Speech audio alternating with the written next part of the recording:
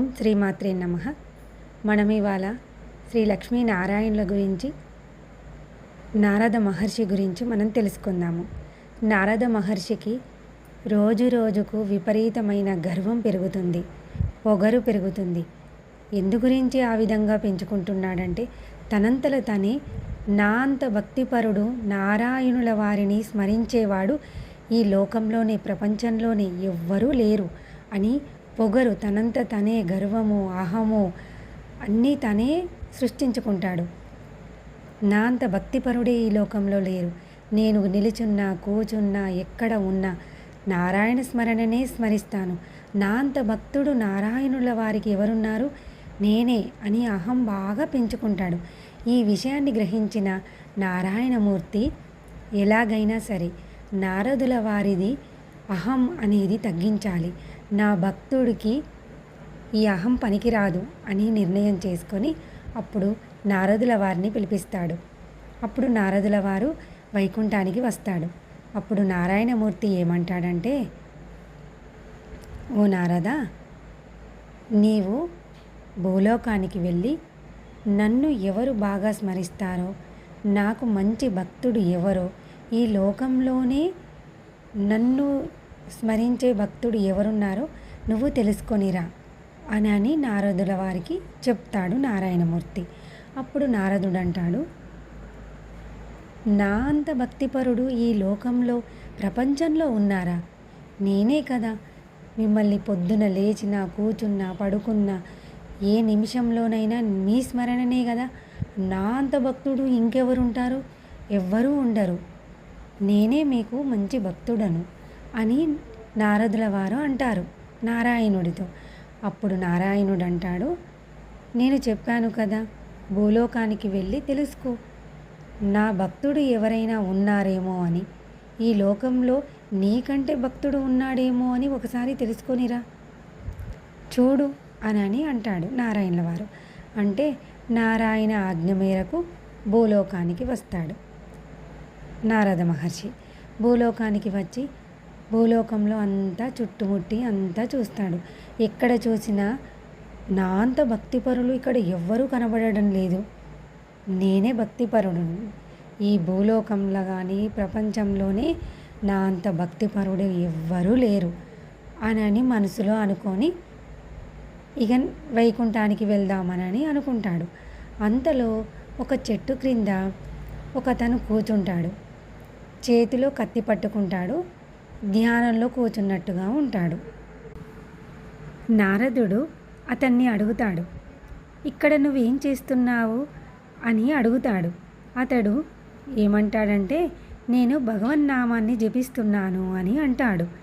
నారదుడు మరింత ఆశ్చర్యంగా, మరి నీవు భక్తుడవైతే నీ చేతిలో కత్తి ఎందుకు ఉంది? ఎవరిని చంపడం కోసం పెట్టుకున్నావు? ఈ కత్తితో నేను ఇతరులనెవ్వరిని కానీ, అడవి మృగాలను కానీ సంహరించను. దీంతో నేను పరమ దుర్మార్గులైన నలుగురిని చంపాలి, వారి కోసం కార్చుకొని కూర్చున్నా. నారదుడు ఇంకా ఆశ్చర్యంగా, ఎవరా నలుగురు అని అడిగాడు. మొట్టమొదట ఆ ద్రౌపదిని చంపాలి అన్నాడు అతడు. నారదుల వారు ఆశ్చర్యపోయారు. ద్రౌపదిని చంపడమా? ఎందుకు ద్రౌపదిని చంపడం అని అడిగాడు అతన్ని. అప్పుడు అతను ఏమన్నాడంటే, స్వామి, ద్రౌపది నా నారాయణ్ణి ఎప్పుడూ చూడు కృష్ణ కృష్ణ కృష్ణ అని పిలుస్తూనే ఉంటుంది. అన్నం తిననివ్వదు, నిద్రపోనివ్వదు, ఏ పని సరిగా చేసుకోనివ్వదు. ఎప్పుడు పడితే అప్పుడు పిలవగానే నా తండ్రి పరుగు పరుగున వెళ్తూనే ఉంటాడు. అందుకోసమే నా తండ్రిని సరిగా ఏ పని చేసుకొని ఇవ్వడం లేదు, అందుకోసమే ద్రౌపదిని చంపాలనుకుంటున్నా అని సమాధానం ఇస్తాడు. మరి ఇంకా మిగిలిన ముగ్గురెవరు అని మళ్ళీ నారదుడు అడుగుతాడు. ఉన్నాడులే ఒకడు, వాడే ఆ ప్రహ్లాదుడు. పదే పదే నా స్వామిని పిలిచి చాలా ఇబ్బంది పెట్టాడు. తన తండ్రి తనను ఏనుగుల చేత త్రొక్కించేటప్పుడు నారాయణ నారాయణ అని పిలిచాడు. అతనిని రక్షించడానికి నారాయణుడే ఏనుగుల చేత త్రొక్కించుకున్నాడు. అలా ఎన్నో తండ్రి పెట్టే బాధలన్నిటికీ నారాయణ్ణి పిలవడం, ఆయన ప్రహ్లాదుని బదులుగా తనే ఆ బాధలన్నీ భరించడం జరిగింది. ఈ రీతిగా నా స్వామిని కష్టపెట్టినందుకు ప్రహ్లాదుని చంపాలని అనుకుంటున్నాను అని అన్నాడు. నారదుడు మరింత ఆశ్చర్యంగా మరి మూడో వ్యక్తి ఎవరు అని అడిగాడు. దానికి ఆ వ్యక్తి మీరా నిరంతరం గిరిధారి గిరిధారి అని స్మరించి నా స్వామిని చాలా బాధ పెట్టింది. ఆమెకు తగలవలసిన దెబ్బలన్నీ నా కృష్ణునికే తగిలాయి కనుక ఆమెను కూడా చంపాలి అన్నాడు.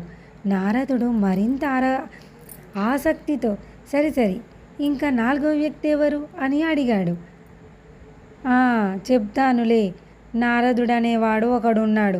చేతిలో తంబుర పట్టుకుని నిరంతరం నారాయణ నారాయణ అని అంటుంటాడు. అతనిది స్వార్థ భక్తియే కానీ ప్రేమతో కూడిన పరార్థ భక్తి కాదు.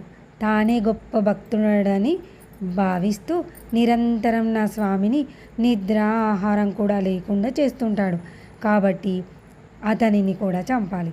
అప్పుడు కానీ నా స్వామి హాయిగా భుజించి కంటి నిండా నిద్రపోడు అన్నాడు. అప్పుడు నారదుడు నేనే భక్తిపరుడను అని అనుకున్నాడు. కానీ అతని భక్తి, అతని మాటలు విని నారదునికి గర్వం మొత్తం పోయింది. ఎంత భక్తిపరుడు అని అలాగే బీరిపోయి చూశాడు అతన్ని. ఇక వైకుంఠానికి వెళ్ళాడు. వైకుంఠానికి వెళ్ళి స్వామి నిరంతరం భగవన్నామస్మరణ చేయడం కూడా భగవంతుణ్ణి కష్టపెట్టినట్లేనా అని అడిగాడు నారాయణమూర్తిని. నారాయణుడు నీవు చాలా పొరబడుతున్నావు నారద. భగవంతుని పట్ల గల అనన్య ప్రేమ చేత అతడు ఈ విధంగా భావిస్తున్నాడు. భక్తులు భగవంతుని నిద్రాహారాలు లేకుండా చేస్తున్నారని, ఇబ్బంది కలిగిస్తున్నారని అతను బాధపడుతున్నాడు. భగవంతుని సుఖమే తన సుఖమని భావించి సర్వకాల సర్వావస్థల యందు భగవంతునికి ఆనందము కలిగించాలి. దేహానికి కానీ మనస్సుకు కానీ ఏ కించిత్ బాధ కూడా కలిగించకూడదు. అలాంటి వాడే నిజమైన భక్తుడు అన్నాడు నారాయణమూర్తి. నారదుడు సత్యాన్ని గుర్తించి స్వామి నాలో ప్రవేశించిన గర్వ అహంకారాలను అనగద్రొక్కడానికి నీవు నాకు పని పెట్టావు అని నమస్కరించాడు నారదుడు.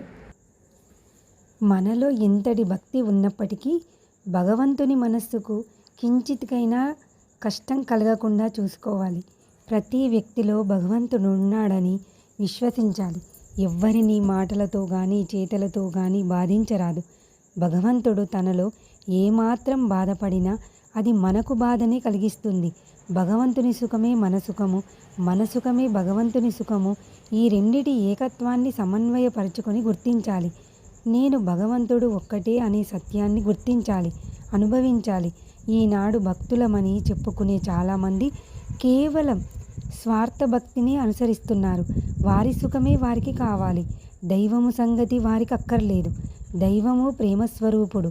ఆ ప్రేమ అందరి యందు ప్రసరిస్తున్నదని గుర్తించి వర్తించాలి. ఆ ప్రేమను మనం ఇతరులతో పంచుకోవాలి. ఇదియే భగవంతుడు కోరేది.